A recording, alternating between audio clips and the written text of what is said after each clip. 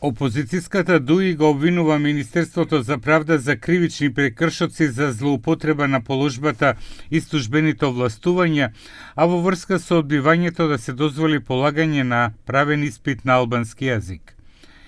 Канита Рамадани од оваа партија рече дека законот е јасен и неговото попречување има правни последици.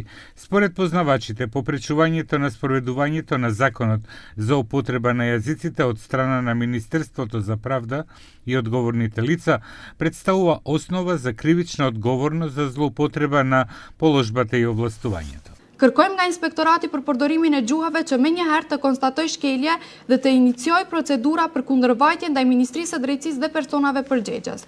Kërkojmë nga Prokuroria Publike që të vlerësoj ekzistencën e elementeve për ndjekje penale, për keqpërdorim të pozitës zyrtare, moskryerjes së detyrës zyrtare dhe nxitje të mosdurimit ndërretnik.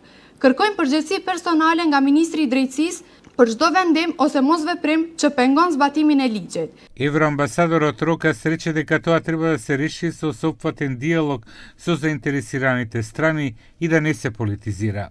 We are aware of this. Свесни сме за ова прашање кое во последните денови имаше голем јавен одзив.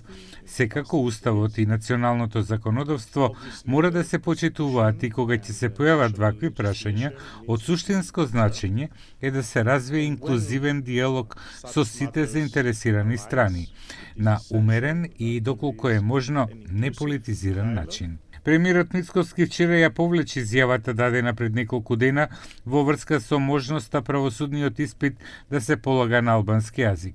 Вчера рече дека испитот може да се одржи и на друг јазик, само ако се донесе закон за ова, бидејќи сегашниот не го дозволува тоа.